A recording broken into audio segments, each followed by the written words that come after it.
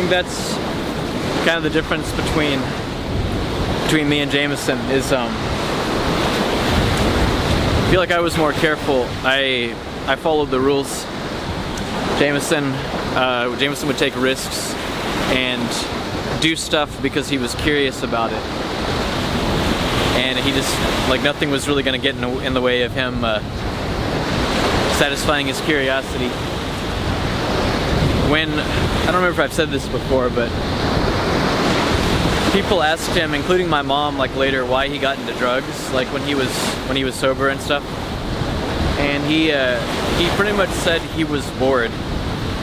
He was bored and he was curious and wanted to try it. When I caught him and my cousin with Robitussin and I drove them far away late one night where they couldn't escape from me and just like talked to him for a long time, I asked them why they were doing it, and why my cousin was doing it too, and he just said he wanted to try something. It's just curiosity. I imagine curiosity is why a lot of people do stuff that is that's bad for them and that potentially leads to their ruin. From the sound of it, Jamison, the way Damien talked about the hikes and stuff they went on, they'd go off the beaten path.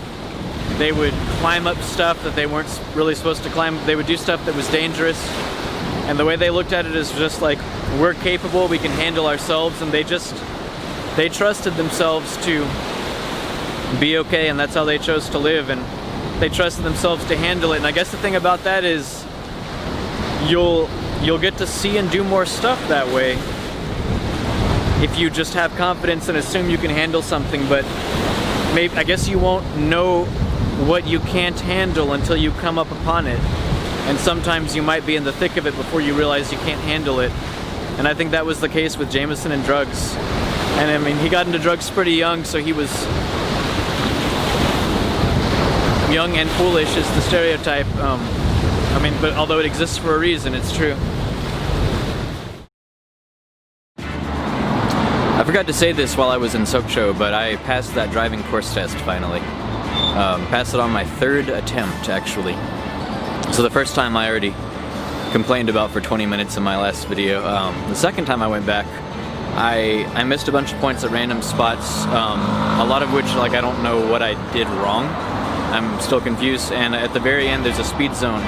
When you enter the zone, you have to speed up and go over 20 kilometers per hour. Everywhere else in the course you have to stay under 20, but in that zone you go over 20 for a second and then back down, and you have to get under 20 before you exit that zone.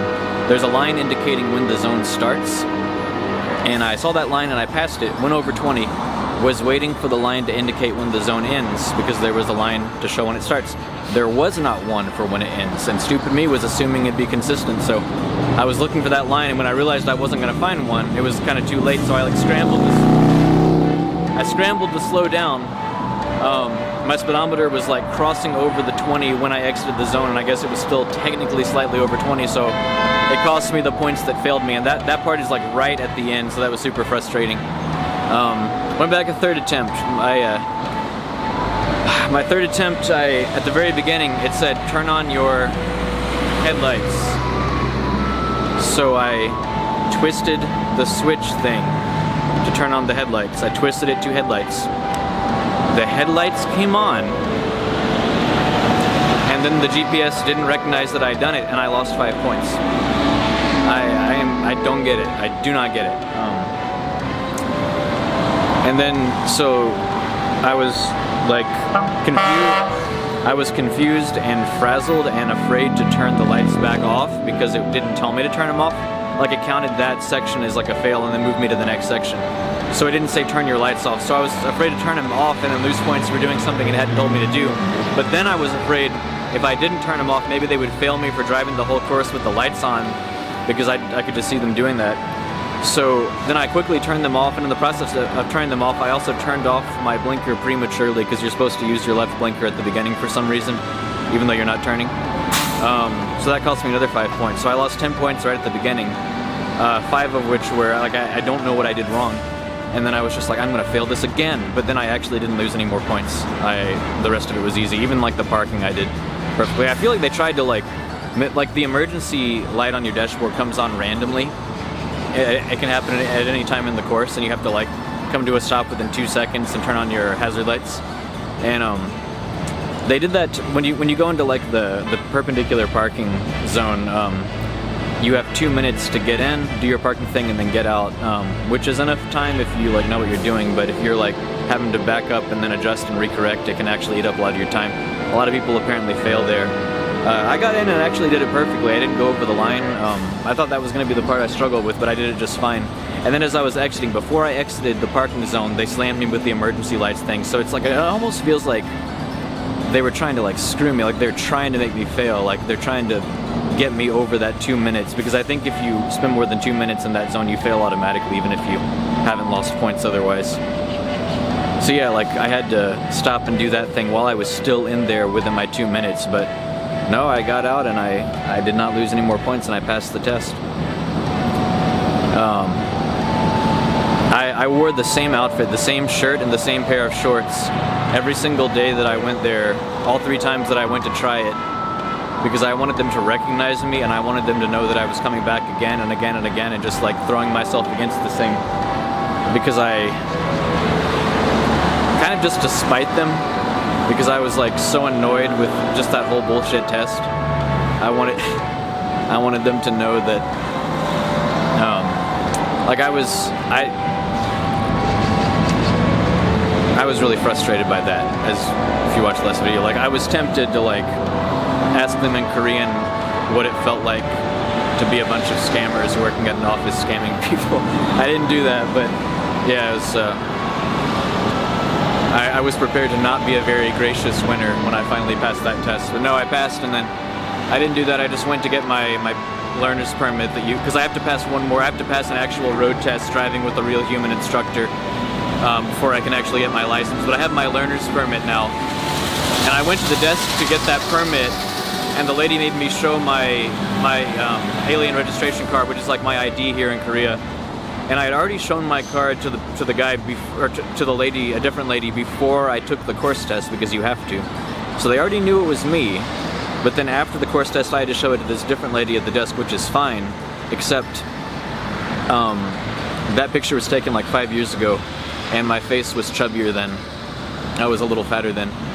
And it still looks like me. I mean, I'm not always making the exact same expression I was in that photo, but it still looks like me. But the lady didn't think it looked like me, and she actually kind of like challenged me on it and pushed back a little bit. And she was like, "Nuya, like who is this?" And I was getting pissed at this point, because I was like, "No, you're not doing this. Like I just passed your bullshit test after the 3rd time. I spent all this money. Like give me my permit." Like, so she was like, "Who is this?" And at this point I was just kind of done with it, and I was just like, "Nah," it was just like me.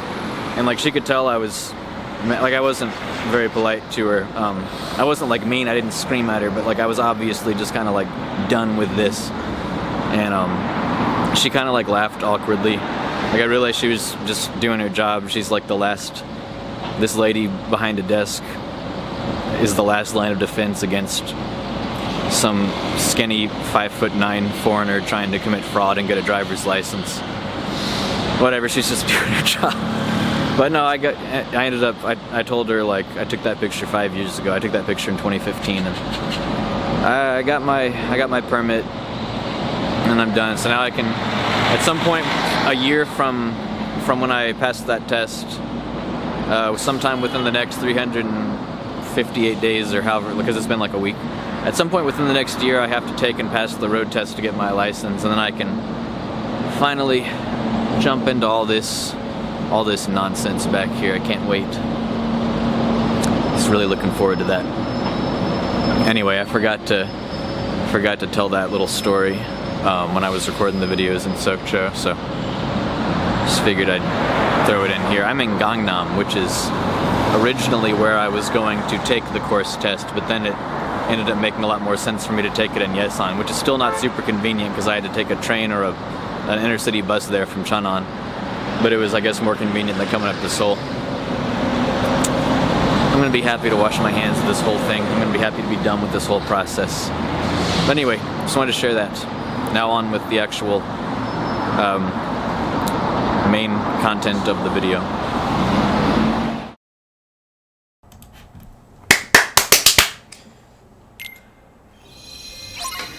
Xehanort has to be somewhere in town. Alright, we're gonna try this again. I'm gonna eat a meal.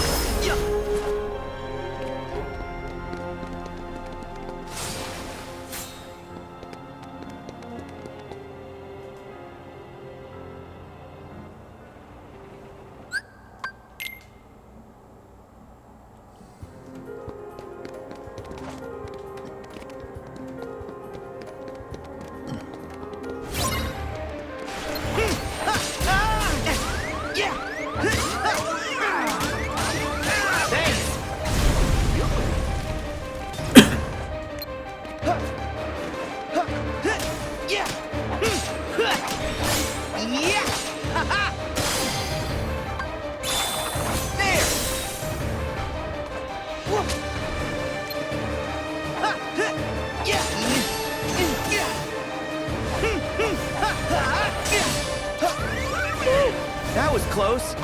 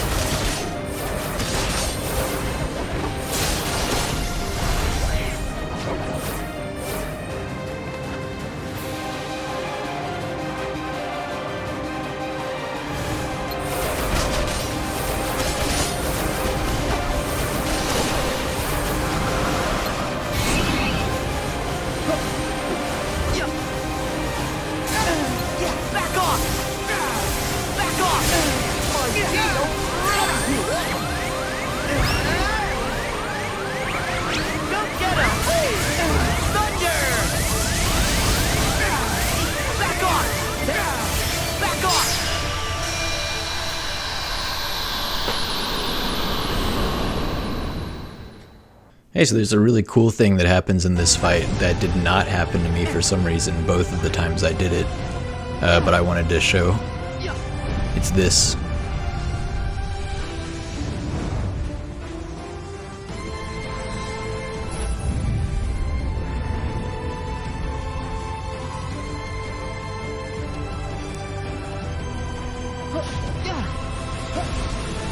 Yeah, you would think something like this would be scripted, but I don't know. I didn't see it. This video we're watching now is my friend Bobby's first playthrough of the game that he recorded from his PlayStation 4.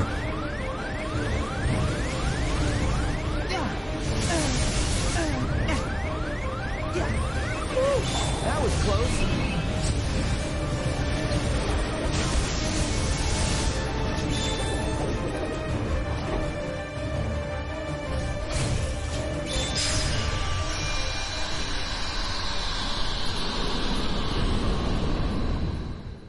You can go check out his channel down there if you're interested. Anyway, back to my playthrough now.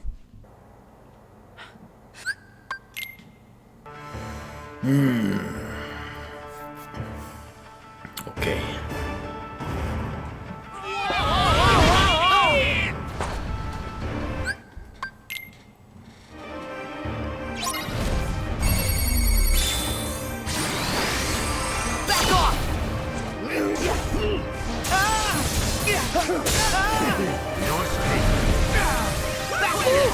That was close.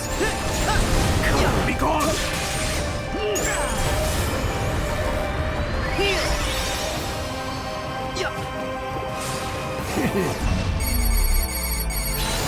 Back off!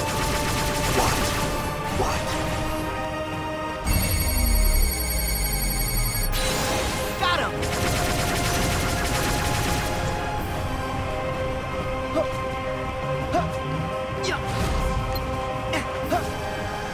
Come on. Come on. Take this! Take this! Be gone! Taste defeat. Not a chance. Taste defeat.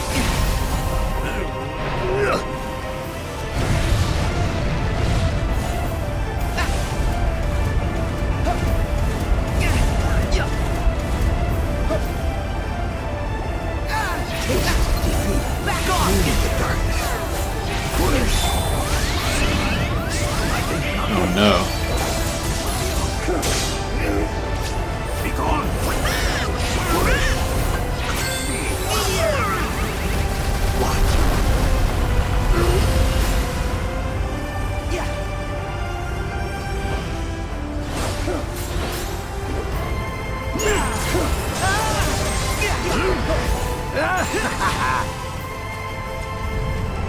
Thank you! Back off!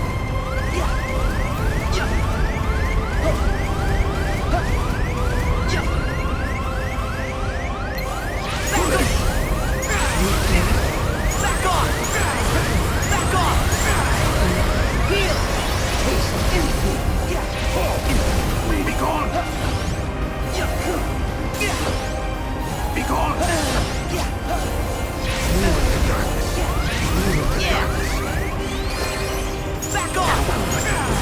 Back off! Back off!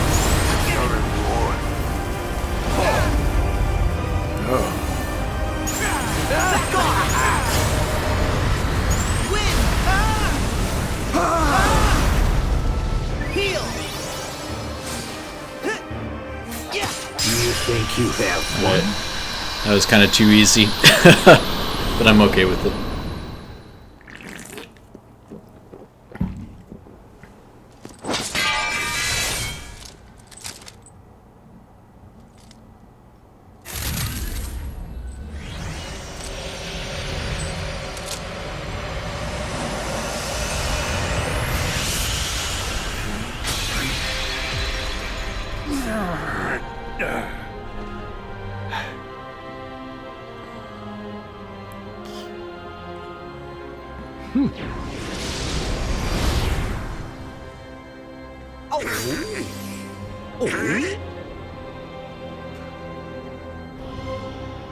Oh, that's not the end. Okay.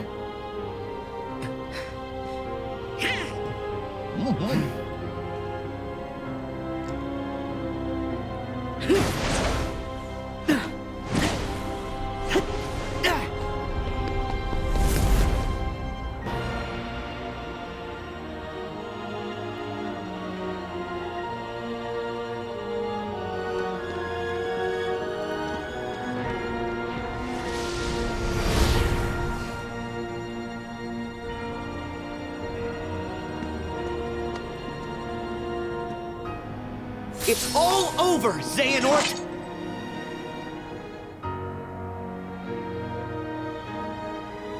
You thought you could contain me here, knowing all that you do about connections?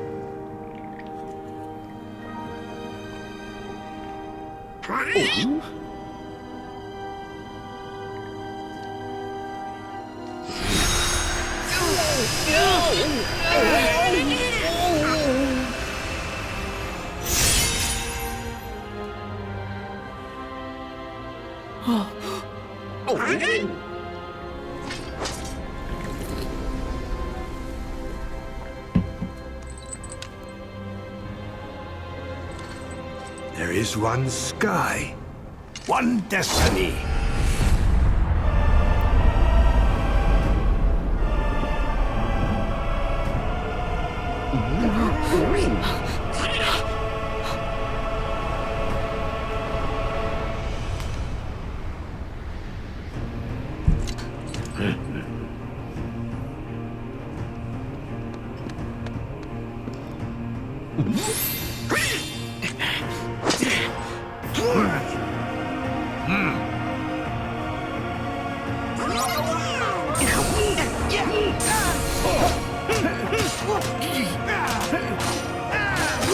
See ya!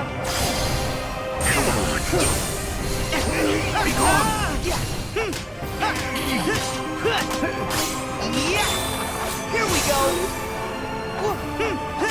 See ya! Be gone!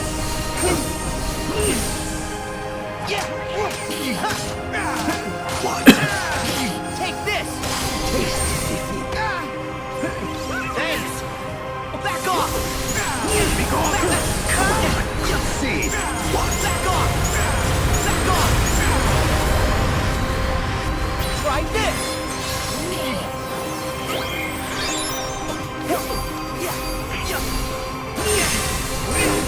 Be gone! Be gone! So long! What? Yeah! Be gone! There! Light!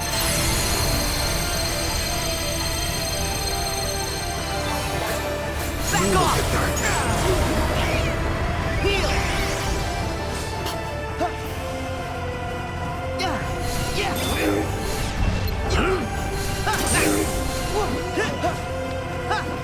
Yeah!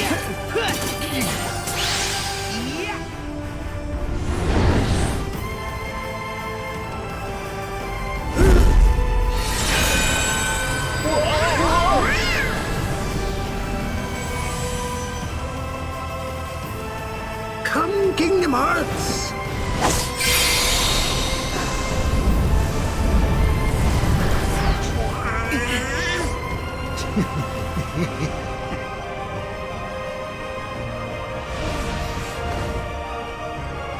Judgment!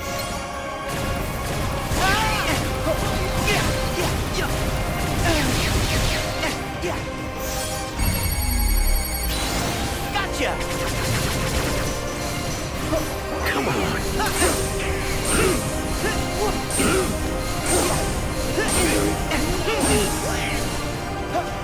I know what to do!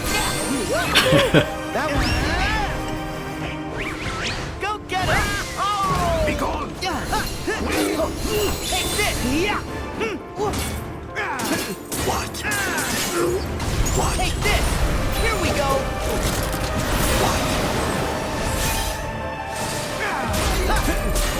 Yeah! Yeah! It's over!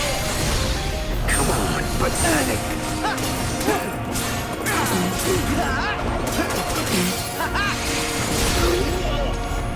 Enlighten me!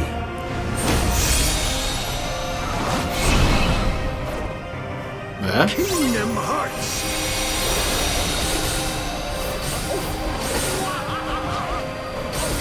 Alright, where is he?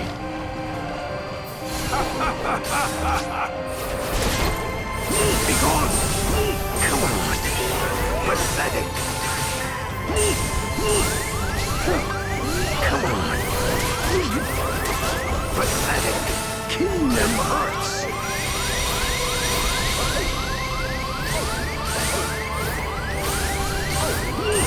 Feel the darkness! Come on!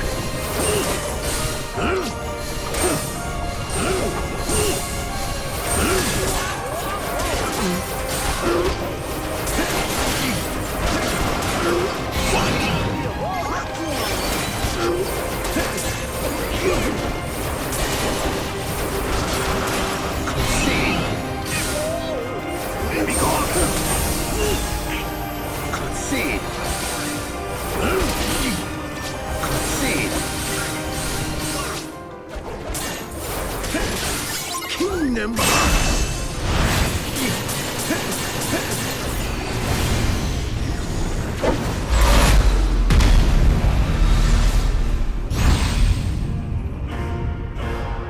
No.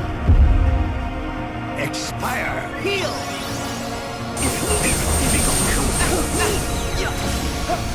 Come on! Be gone! Come on, be gone! Thank you!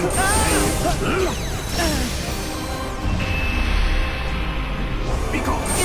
Be gone!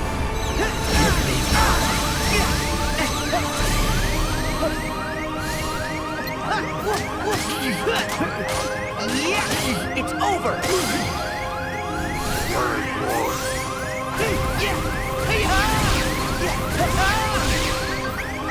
Nice! Be gone! Yeah! Come on! Be gone! Be gone! Back off!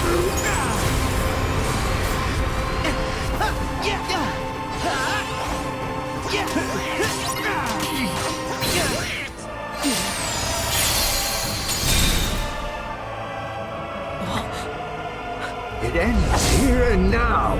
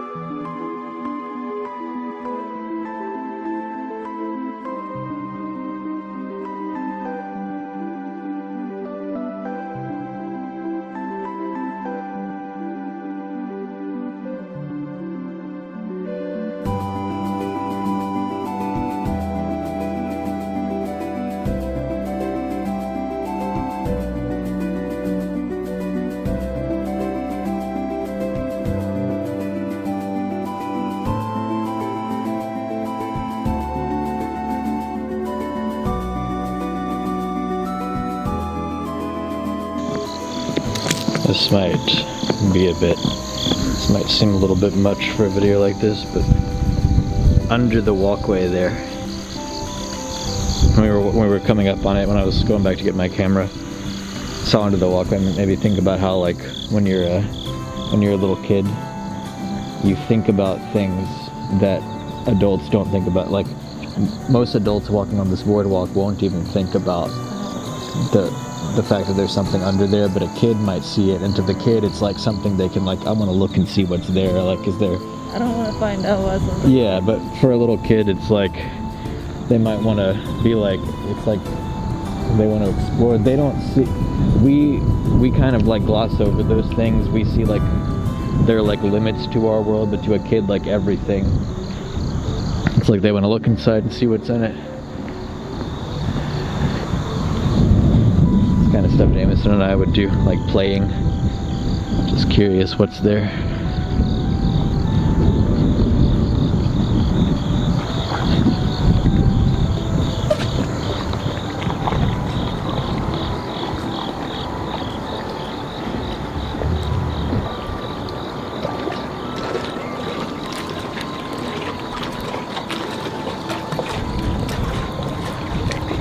It's a big number 5 or an S? Maybe like S for Sokcho. Maybe, yeah, maybe it's S for Sokcho. What song? All the way out here. There we go.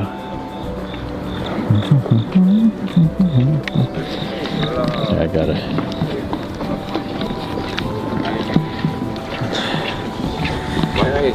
You know, recording, yeah, okay. I'm in Sokcho, South Korea. This is my favorite place. Sokcho and like Seoraksan, the national. This is for my video, so this is for online, so you don't want to be in the YouTube video, right? Okay. This you just popped up there. I'll use like I'll put my face over your face, so there'll be like 2 my faces. I'm in Sokcho, South Korea. This is so Sokcho and then like the national park nearby, Seoraksan. It's my favorite place in Korea. I first came here for the Chuseok holiday of 2015, my first year in Korea. And this is my 5th time here. You can see the shadow of my camera's mic on my face. This is my 5th time here, and there's lights coming off that bridge, and I don't know why. I think actually that hotel shaped like a 5. Yeah, I don't know what's going on with that bridge over there. I think that hotel is shaped like a 5 because they're celebrating Jordan's 5th visit to Sokcho, I think is what's happening. They built it in preparation. They've been monitoring our text messages. and they very quickly got it built in a matter of weeks. Yeah, it's pretty impressive.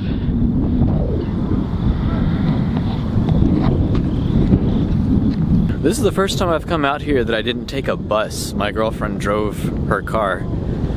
She is recently practicing driving a lot. That's pretty cool. So it's my plan to hike up the nearby mountain Seoraksan at some point for this video tribute series. But for right now I'm just showing Sokcho in the city, and I'll probably record a bunch in the actual national park tomorrow. It's really pretty out here.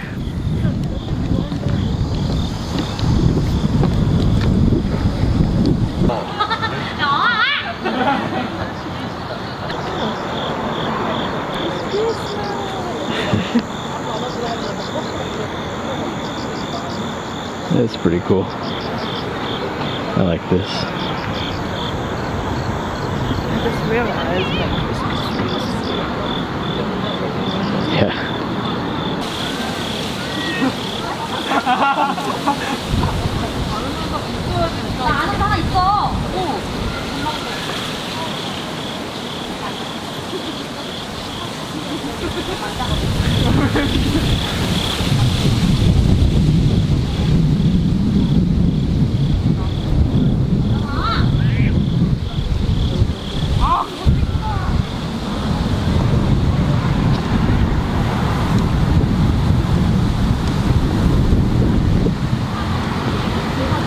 Like artists, musicians, maybe. Oh yeah, I know.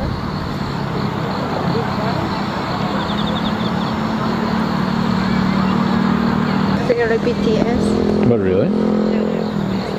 Oh. I would have believed you. I was like, oh, this is apparently a famous park.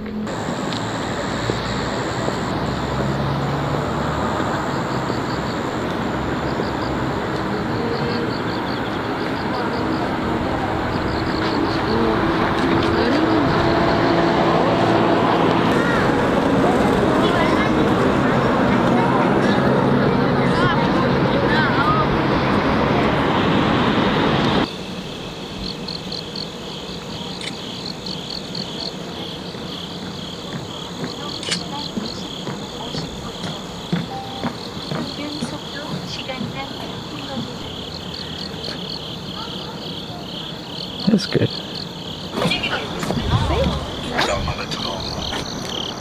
Oh.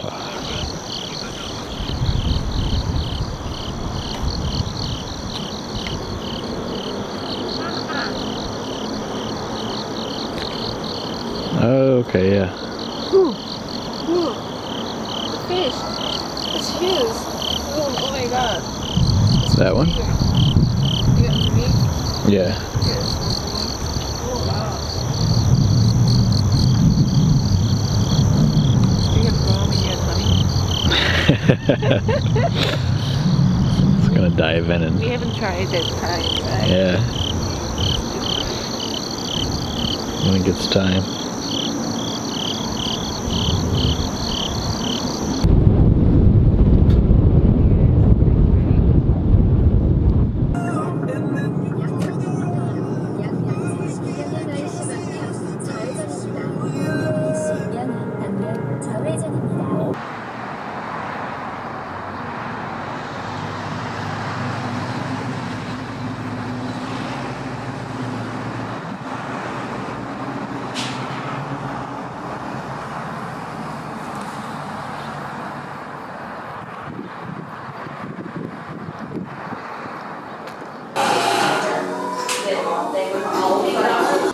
Or 몇 살이야?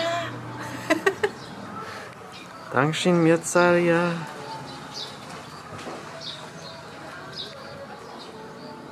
The sun here in the shade. The sun is quite strong. Yeah, it's too hot.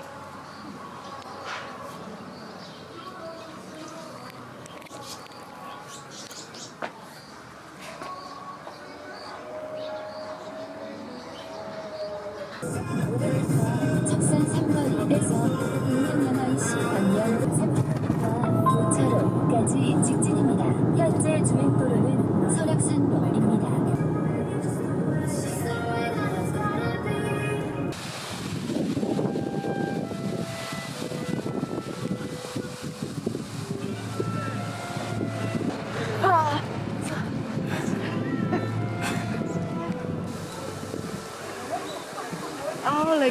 the typhoon, what was the name?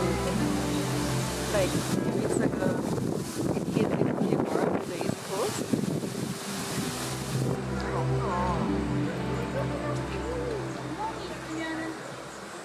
올라가서 가자. 이거.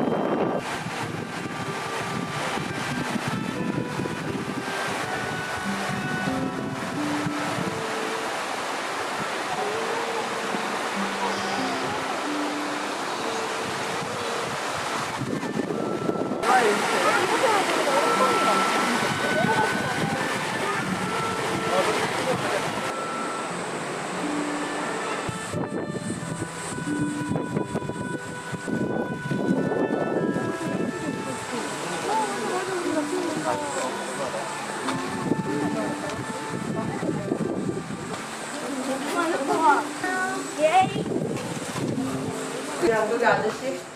뭐지? 하나까지 갈 필요 없을 것 같아. 가자. 컵을 만지는 뭘 만지는 빠빠이.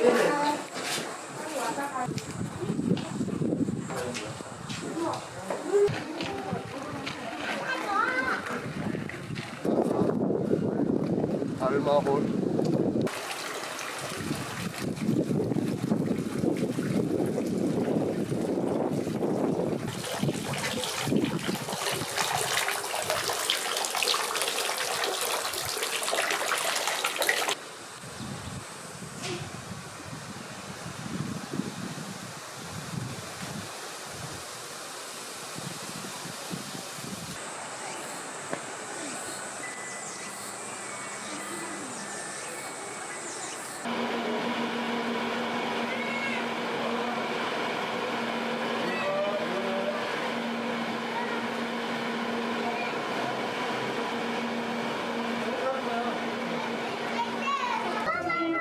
이용해주신 손님 여러분, 케이블카는 출발하여 공항까지 약 1200m이며 최대 좌석 확인으로까지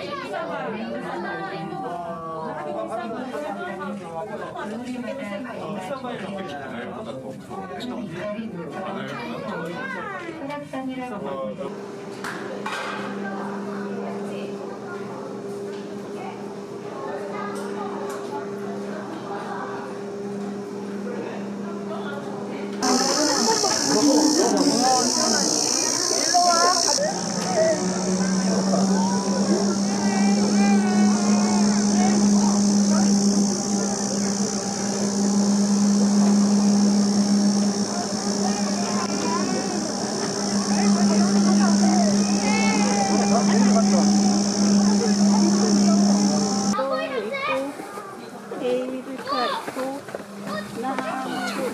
핫도그를 사위로 있고 여기 강 같다. 여기 다 올라온 것 같아. 가봐. 저기 현대사이라고 했어? 여기 아니야? 너무 세요?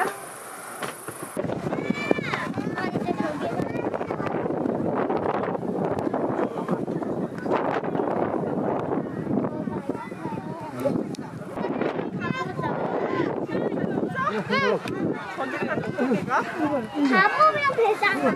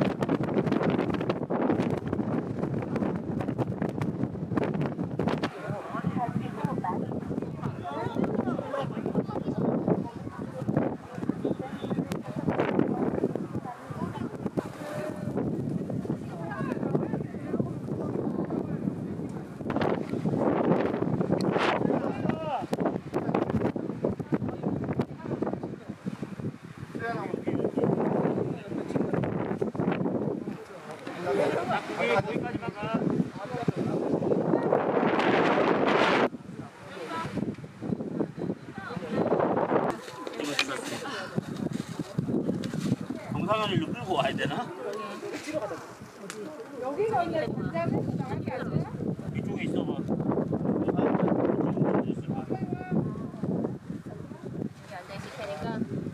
여기 풍경이나 하나 찍어. It's recording. Does it say? Ah, like seconds? There's Yeah. like a 10 seconds. Okay. So I'll keep this one short because there's so many people up here and they're not leaving. It's like tourist area, but this is Seoraksan. The city way back there is Sokcho. This is my favorite place in Korea. Came here 5 years ago. This is my 5th time here. The first time I came here 5 years ago for Chuseok holiday, I went to the very top up there, which is not the peak of Seoraksan, but it's like the highest point that you can get to, like as a tourist taking the cable car up here. But I've wanted to hike to the peak. Some of my friends did that day, but I didn't. But I've wanted to hike to the peak for about 5 years, and so in a week or two I'm coming back here with some friends and we're gonna go to the peak specifically for this tribute series. At least in my case, for this tribute series. It's really windy up here. That's about it.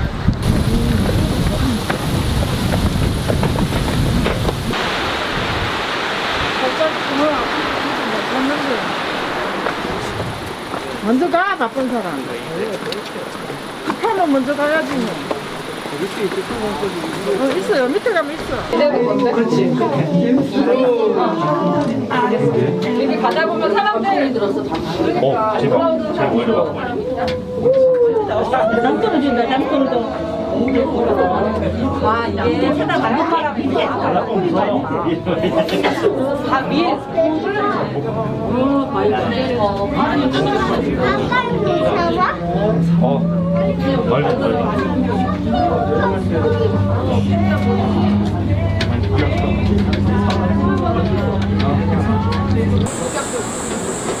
This is a Korean like chon pancake with seafood and green onions.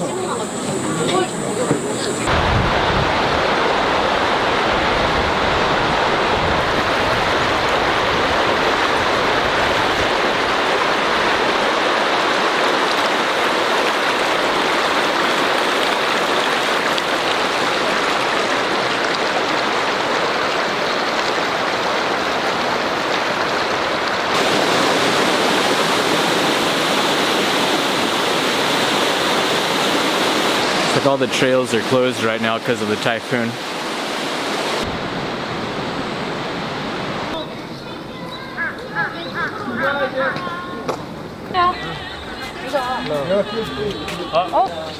area.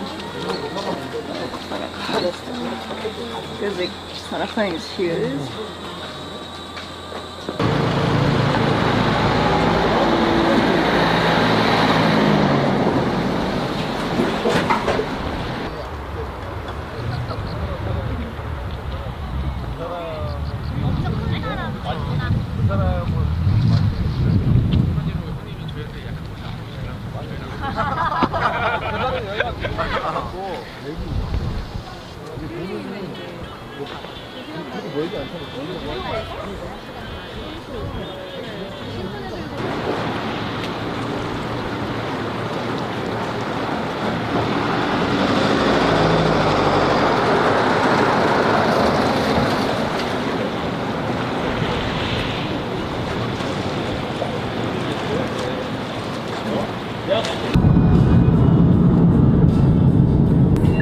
약 400m 앞 50km 구간입니다.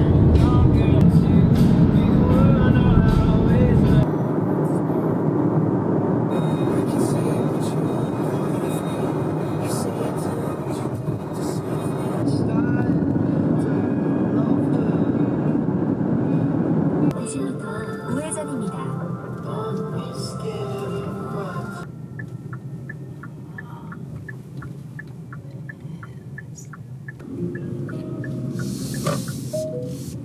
앞 교차로에서 좌회전입니다.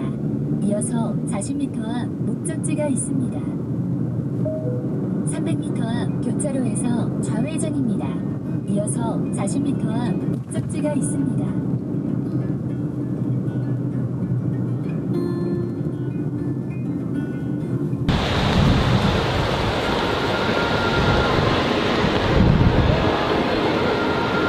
Surfy Beach.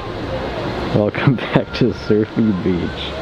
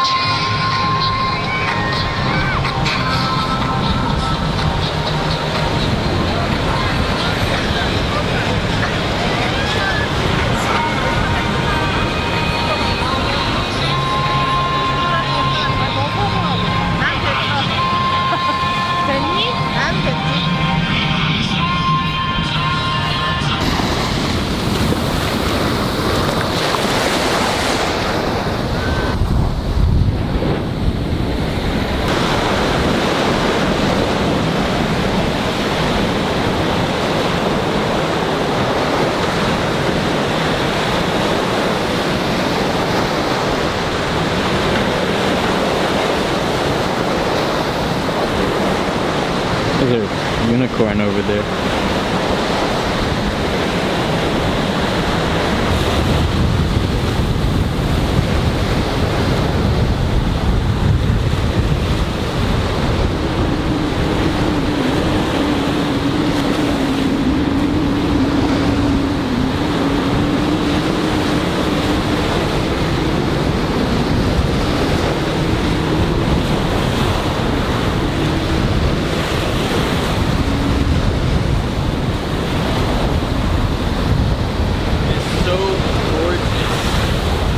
Out there.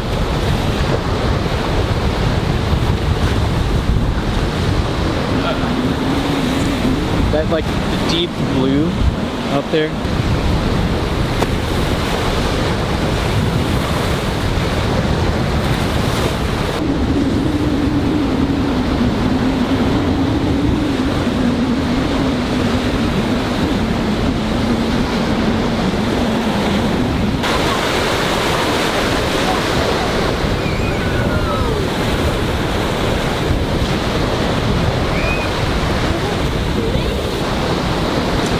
This is probably the only one of these that I'm recording both outdoors and barefoot. I'm at a beach in Sokcho, surfy beach, I guess. So surfy beach is over there. We walked past the boundaries of that beach, so technically the spot we're at is closed. We're not supposed to be here, but whatever. The dad with his kids over there and the unicorn tube thing. I guess you can't have tubes on surfy beach because it's straight up for surfing, so they came just past the fence and yeah. Anyway. Yeah, Sokcho is like my favorite place in Korea. This is my 5th time here. And depending on whether or not the trails are closed next week or the week after, whenever like the Chuseok holiday is. Chuseok is Thanksgiving in Korea, like the Thanksgiving equivalent. Depending on whether the trails are closed, I might come back again for a 6th time to hike Seoraksan. So I was at Seoraksan National Park yesterday, and the first time I went there was 5 years ago, also for Chuseok. Several times while I was recording just the scenery, I pointed my camera up at like this kind of rocky, there's a spot that I climbed the first time I ever came here, and since I've been coming back in recent years, I don't think, like I haven't been able to find it exactly where I climbed up, or I don't know if we're supposed to anymore. So when I went up there, like I climbed up there, and I got some really awesome pictures. It looks like I'm in the sky.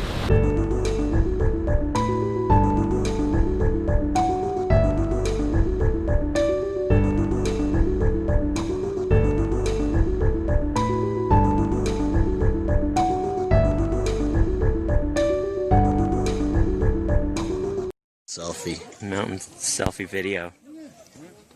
And I'd love to go back there again now that I have a nice camera, like up to the very top. When I actually hike Seoraksan, obviously I'll be even higher. But just for like nostalgia, I'd really like to go back to that exact little spot that I was at. But I don't know if I can, and since I think it's off limits and there doesn't seem to be a safe way up, I just kind of don't do it, because I don't want to die and make my parents sad, that much sadder. But I think that's kind of the difference between me and Jamison is I feel like I was more careful. I followed the rules. Jamison would take risks and do stuff because he was curious about it, and he just, like, nothing was really going to get in the way of him satisfying his curiosity. I don't remember if I've said this before, but people asked him, including my mom, like later, why he got into drugs, like when he was sober and stuff. And he pretty much said he was bored.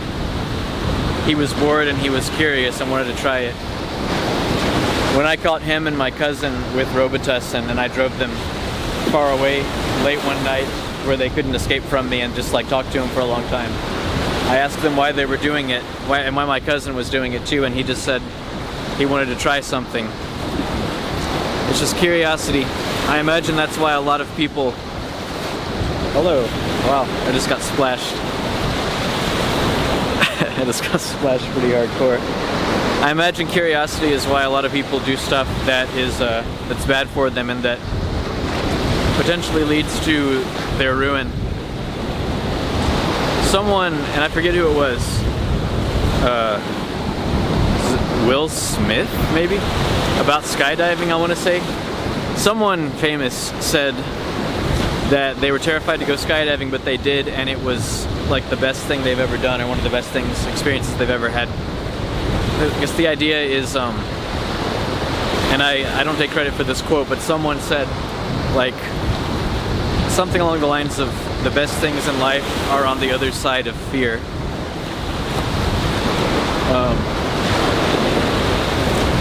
Which is, obviously not in all cases, like everything in moderation, but it's possible. I think Jamison threw caution to the wind a bit too much. Jamison didn't follow the rules enough, like, because rules are put in place for a reason. I maybe lean too heavily in the opposite direction. Maybe. I mean, I try stuff. I'm pretty adventurous with what I eat. I pretty much eat anything. Like, I've traveled several places in Asia. I've eaten scorpion. I've eaten like octopus that's chopped up but still moving and like grips onto your chopstick and grips onto the sides of your mouth while you're trying to chew it up and swallow it. I've eaten mouse. I've eaten balut, which is, you can get it in Vietnam. It's like half egg, half embryo. Like, it's an egg that is kind of started to become an embryo, but not all the way. Tastes like chicken, and it also tastes like egg. I've eaten crocodile, I've eaten alligator, I've eaten goat, I've eaten a lot of stuff. I've eaten a lot of weird stuff. I've eaten some weird looking fish. A little bit of a long tangent about food I've eaten. Yeah, like, I guess everyone has different things they are willing to be adventurous with, different scenarios in which they're willing to be adventurous versus being more reserved and you know what I'm saying. Some people are afraid of heights. I don't think I'm like especially afraid of heights. If I am somewhere high, I might think this is high and dangerous, so it's kind of scary because I could easily die, but I don't think I freeze the way some people might. Anyway, I'm just thinking Kingdom Hearts story, even though I don't think, well, hey, gee, he's taking a video or a photo of me as I record myself. The Kingdom Hearts story in 1 that Jamison and I like together, the story of Kingdom Hearts started with Sora, Riku, and Kairi living on their island paradise on the beach where everything's relatively safe and happy and fun, and dreaming of what else is out there, dreaming of other worlds, what's beyond the horizon, not even knowing if anything is out there. Although that was later retconned when people from Birth by Sleep visited the island and Terra made Riku promise to, what was it, like, not tell anybody he saw him. Anyway, the point is that retconned it, and so suddenly Riku definitely knows there's something else out there because someone from another world visited him, which is not nearly as romantic or cool as just these kids wondering what's out there. But anyway, the story starts with them wondering what's out there, and they're building a raft to sail off into the unknown to see what they find out past what they know and what they're comfortable with. That's how the story started, and they're all good guys. Like, I guess Riku was the most gung-ho about taking that journey, and Riku's the one who opened his heart and mind a little too much and opened his heart to darkness in the first game. Anyone's familiar with any of the story at all knows that Riku had a brief period where he's like kind of one of the bad guys, not entirely in control of himself. Kairi loses her heart pretty quickly. Sora's the hero, so Sora's presented as like good, and he's like going to all these different worlds and delighted by what he finds in them. He's like, he goes to Nightmare Before Christmas world and he's like, whoa, we get to go see Santa and stuff. And yeah, like, Sora really enjoys himself and has fun exploring all these new things. But you later find out that the main antagonist of the series also grew up on the same island, but like a long time before. He also dreamed of what else was out there, and he gets obsessed with darkness. And this all sounds really silly and goofy, and it is, but he gets obsessed with like darkness and researching the heart and blah blah blah, and he goes over the deep end. And you can, I guess, the only way to get any brain cells buzzing when thinking about what Kingdom Hearts is actually thematically about is to use this as kind of a metaphor. We see it as symbolic of just like the pursuits people take on in real life. Because regarding drugs, obviously when I was a teenager, there were a lot of people around who, I knew people who like recommended them. They recommended like marijuana, and someone I used to be friends with once told me in high school, like, Jordan, you need to smoke weed. Said stuff like, weed makes you smarter, weed makes you more mature. Talking me up on that, trying to, you know, talk about mushrooms, and teenagers don't know what they're talking about, promoting the idea like, when you're doing mushrooms, you're using, like, normally people only use was like 9% of their brain, but when you do mushrooms, you're using 40% of your brain. It's like, whoa, what could you possibly think of? Like, it's a wonder that people don't do a bunch of mushrooms and then like build space colonies. Yeah, I mean, I realize like psychedelics and stuff have been used by various people throughout history, people that are famous and that, you know, we know as like intelligent people who revolutionized this or that. I'm aware of that. I generally don't think very highly of drugs for pretty obvious reasons. I've seen lives ruined by drugs. I've seen my brother and other people I know die from drugs. I mean, like, obviously, I'm sure they're enjoyable, and I'm sure they probably do give you cool experiences and thoughts, and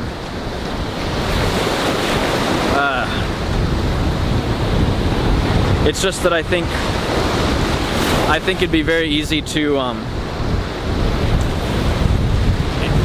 I think a lot of people who use drugs don't actually do anything cool with it. They not that doing cool stuff would justify like using dangerous drugs, heroin and meth and stuff. I'm just saying, like, even people using that excuse, like most people who use drugs don't actually do anything especially interesting. They I think they approach it as consumers, and they're just out to have a good time.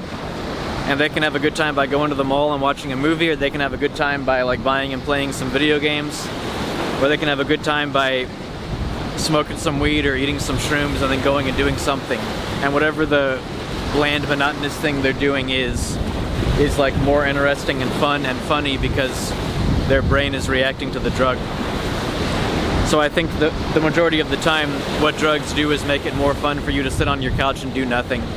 And I think that's what's insidious about even like the relatively harmless ones. Like, from everything I understand, marijuana like isn't really gonna do that much to you. I mean, it's probably not great for you to smoke something, lung cancer and all that. I'm not speaking from a position of like expertise on this stuff, but I think the really insidious thing about the drugs that seem harmless, the ones that aren't obviously dangerous and like ruin your life bad, is that they can still kind of passively ruin your life, not in some catastrophic, destructive way, but just, I think it'd be really easy to slowly waste your life and let your time and your life, your youth, your best years slip away being extremely mediocre because the drugs made that good enough for you.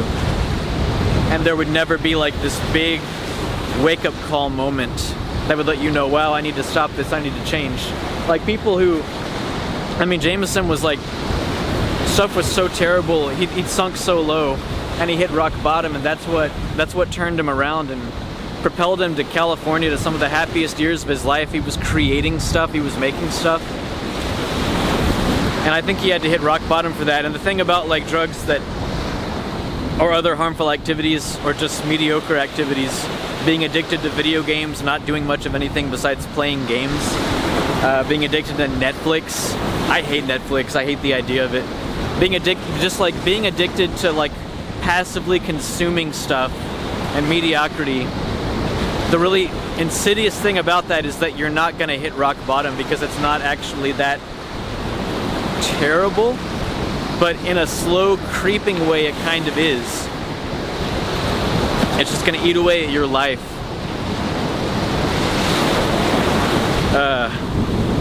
Might have gotten slightly off topic here. The idea is that the thing I was trying to talk about is I did not climb up those rocks to get that view again, even though I really wanted to with my nice camera. Jamison, I feel like probably would have. Jamison would have taken the risk and risked bodily injury and potentially death. Jamison used to talk, in general, Jamison talked somewhat flippantly about death, as you've seen or heard from little conversations I've shared with him in previous videos. He just wasn't worried about that stuff. He didn't stress about stuff. I feel like Jamison would have climbed that in the same way that I didn't trust the people who were trying to recommend drugs to me, and I decided they're probably not good people to have in my life. Jamison did. I mean, I guess you could say he was more open-minded.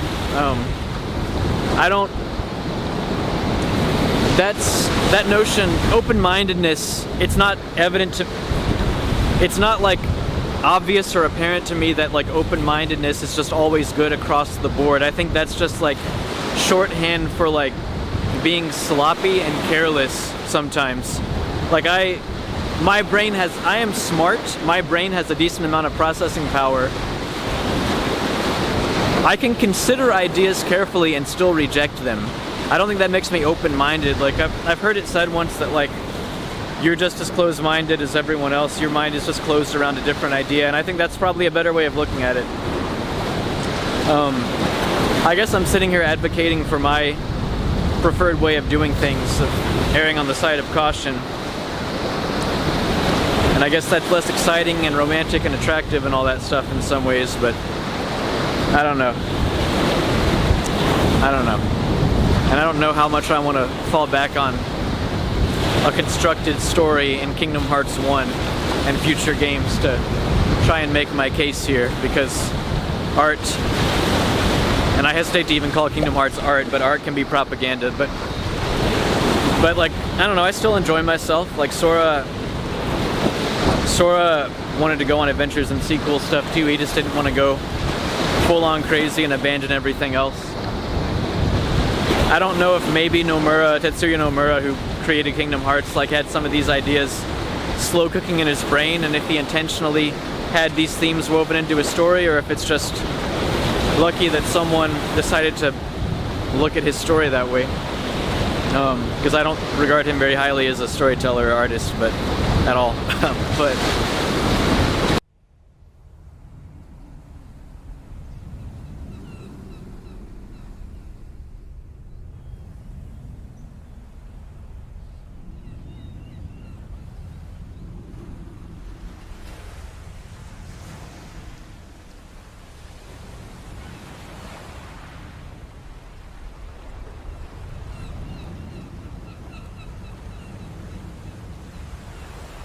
this world is just too small.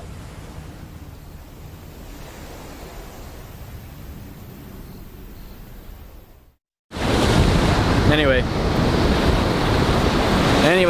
from the sound of it, Jamison, the way Damien talked about the hikes and stuff they went on, they'd go off the beaten path, they would climb up stuff that they weren't really supposed to climb, they would do stuff that was dangerous, and the way they looked at it is just like, we're capable, we can handle ourselves, and they trusted themselves to be okay, and that's how they chose to live, and they trusted themselves to handle it. And I guess the thing about that is you'll get to see and do more stuff that way if you just have confidence and assume you can handle something. But I guess you won't know what you can't handle until you come up upon it, and sometimes you might be in the thick of it before you realize you can't handle it. And I think that was the case with Jamison and drugs. And I mean, he got into drugs pretty young, so he was young and foolish is the stereotype. I mean, but although it exists for a reason, it's true.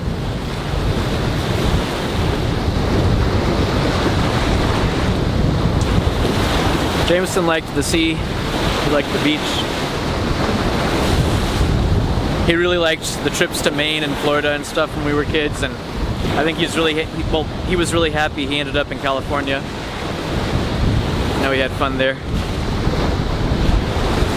And I think of the beach and the ocean and the horizon and stuff, in these terms, it kind of conjures up these types of ideas in my brain, what is out there types of thoughts. So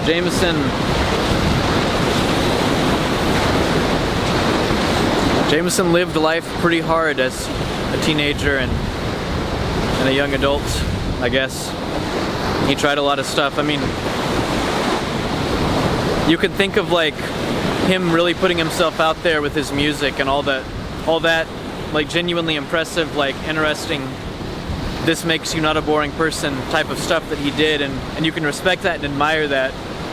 But it's important to also remember what drugs cost him. It's important to also remember how much time he spent alone indoors doing nothing.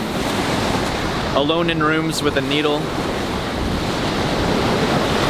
And that's not so romantic or enticing or desirable. I'm not trying to sit here and I'm not trying to sit here and say like his way's bad, my way's good necessarily. I guess I'm just working through this topic in my brain right here in front of the camera, I guess.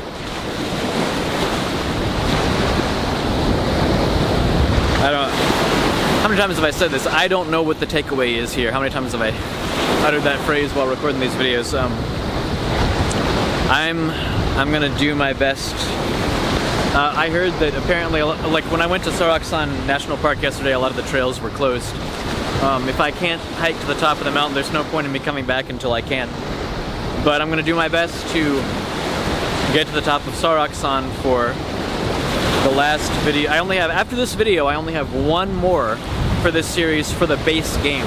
There will be more in this series because I have to record the DLC. I've recorded some, but not a lot. But there will be more, but for the base game, all the stuff that I put together back in February 2019, this and the next episode are it. It's crazy that I've gotten all the way here. It's just like, it's been the same like in my folder of all the project files lined up. I've been slowly working my way down my project files, and it's nuts to me that I'm at the second to the last one out of those original ones.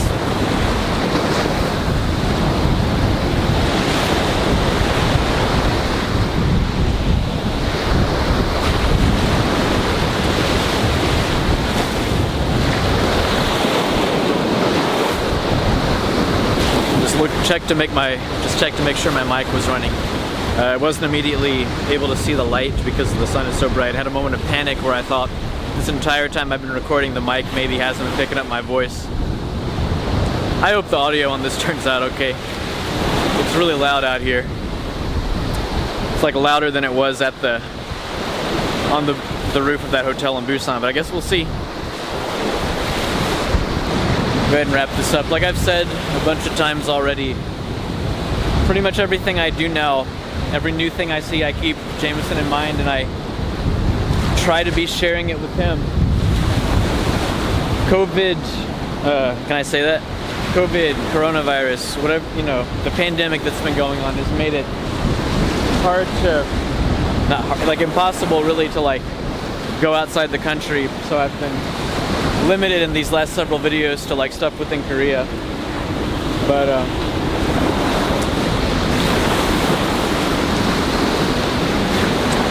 when I can, everything I do and all things, I'm gonna keep them in mind.